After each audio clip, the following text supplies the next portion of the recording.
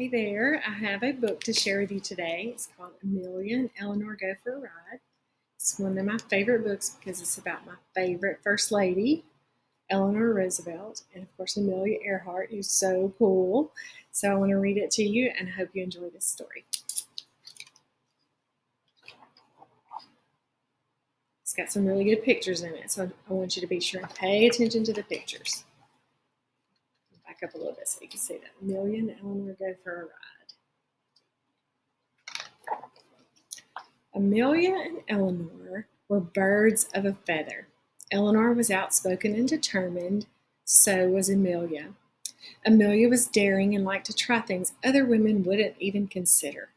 Eleanor was the very same. So when Eleanor discovered that her friend Amelia was coming to town to give a speech, she naturally said, "Bring your husband and come to dinner at my house. You can even sleep over." Okay, now when Eleanor said come over to my house, she meant the White House. Okay, so that's pretty cool, right? Neat picture. All right, so it wasn't unusual for two friends to get together, but Eleanor was Eleanor Roosevelt, the First Lady of the United States, who lived in the White House with her husband, President Franklin Roosevelt. And Amelia was Amelia Earhart, the celebrated aviator who had been the first female pilot to fly solo across the Atlantic Ocean.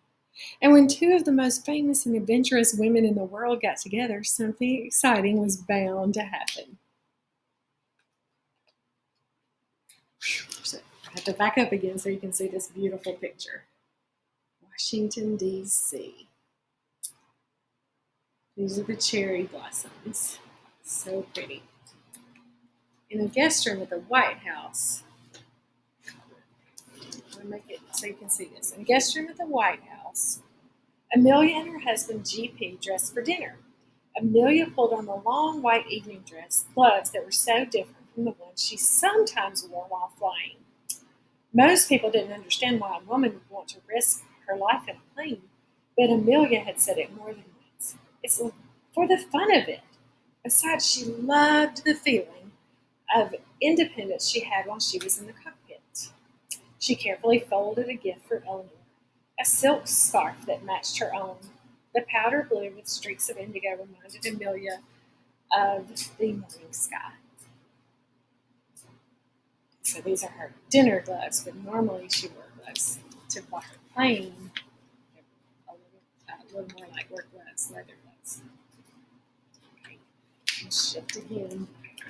I want you to be able to see these pictures really well. Okay, meanwhile, Eleanor dressed for dinner too. Her brother, Paul, would be escorting her this evening because the president had a meeting to attend. But Eleanor was used to that. She pulled on the long white evening gloves that were so different from the ones she sometimes wore while driving. Then she peeked out the window at the brand new car that had just been delivered that afternoon. She couldn't wait to drive it. Many people thought it was too bold and dangerous for a woman to drive a car, especially the First Lady of the United States, but Eleanor always gave the same answer. It's practical, that's all. Besides, she loved the feeling of independence she had when she was behind the wheel.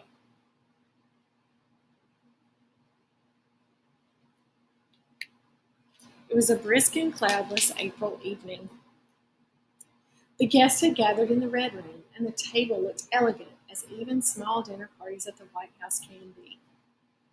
Eleanor and Hall greeted Amelia and G.P. as well as several reporters and a photographer. I don't think you can eat dinner at the White House without reporters and a photographer.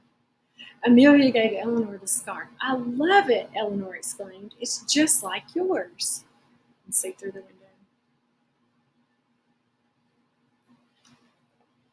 Dinner started with George Washington's crab chowder. And of course, George Washington didn't make it. It was his recipe. "This is delicious," said Amelia, "but if soup at the White House had such a fancy name, what would dessert be called? Perhaps Abraham Lincoln's peach cobbler? Or maybe Thomas Jefferson's custard?" They laughed as everyone took turns guessing. By the time they got to the roast duck, the conversation had turned to flying. Mrs. Roosevelt just received her student pilot's license, said one of the reporters. Amelia wasn't surprised. She had been the one to encourage Eleanor. She knew her friend could do anything she set her mind to. I'll teach you myself, offered Amelia. I accept. Tell us, Amelia, what's it like to fly at night in the dark? Everyone leaned closer to hear. Very few people in the whole world had ever flown at night. Be able to see that whole picture. And Amelia was one of them. Amelia's eyes sparkled. The stars glittered all about and seemed close enough to touch. At higher elevations, the clouds below shine white with dark islands where the night sea shows through. I've seen the planet Venus setting on the horizon, and I've circled cities of twinkling lights.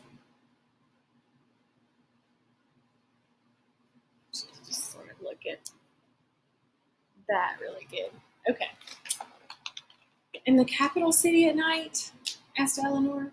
There's no describing it, said Amelia. You just have to experience it on a clear night when you can see forever. Why, we should go tonight. We could fly the loop to Baltimore and back in no time. The Secret Serviceman protested. This hasn't been approved. Nonsense, said Eleanor. If Amelia Earhart can fly solo across the Atlantic Ocean, I can certainly take a short flight to Baltimore and back. Before dessert could be served, Amelia had called Eastern Air Transport and arranged a flight. The First Lady can't really go on a plane like that, but Eleanor Roosevelt always did what she wanted to do. That's one of the reasons why I like her so much. Okay, can you see that picture really good? Okay. Within the hour, Amelia and Eleanor boarded the Curtiss Condor twin-motor airplane. For a moment, both women looked up at the mysterious night sky. Then, without changing her gloves, Amelia slipped into the cockpit and took the wheel. The plane rolled down the runway faster and faster. Lights from the airstrip flashed in front of them and they lifted into the dark. Be pretty fine, wouldn't it? Let's see here. Great pictures in this book, right? How amusing it is to see a girl in a white evening dress and high-heeled shoes flying a plane, said Eleanor. Amelia laughed as she made a wide sweep over Washington, D.C. and turned off all the lights in the plane. Out of the window, the Potomac River glistened with moonshine. The Capitol dome reflected a soft golden halo, and the enormous light-drenched monuments looked like tiny miniatures. Soon the peaceful countryside gave way to shadowy woodlands. The Chesapeake Bay became a meandering outline on the horizon. And even though they knew it wasn't so, it seemed as if the plane crawled slowly through starstruck space. Eleanor marveled. It's like sitting on top of the world.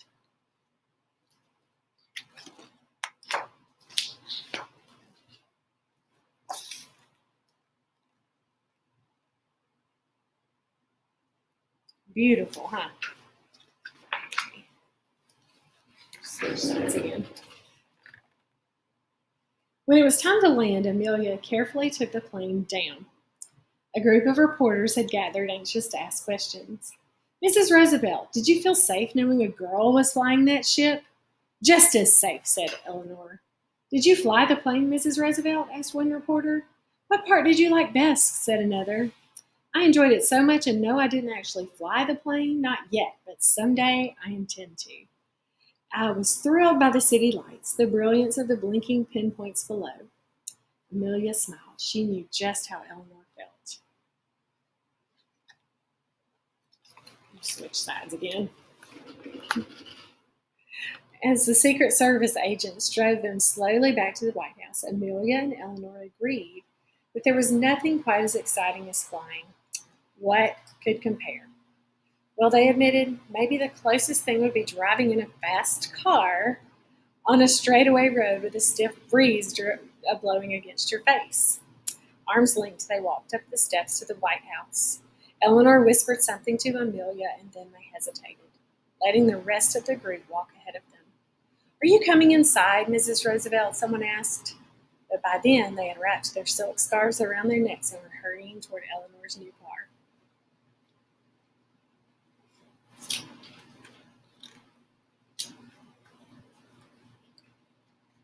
Without changing her gloves, Eleanor quickly slipped into the driver's seat and took her turn at the wheel. With the wind in their hair and the brisk air stinging their cheeks, they flew down the road. And after they had taken a ride about the city streets of Washington, D.C., they finally headed back to the White House.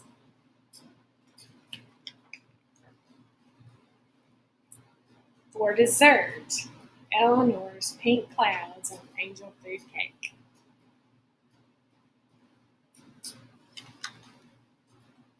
The end. And then, of course, here's the recipe for angel food, pink clouds on angel food cake. And then there's an author's note here, and it tells about their friendship. So it is true that Eleanor got her pilot's license, and Amelia was the one who encouraged her to do that. So they did go for a plane ride too. So that's really cool. All right, I hope you enjoyed this story. Amelia and Eleanor go for a ride, and maybe I'll do a little more research on two of my favorite women.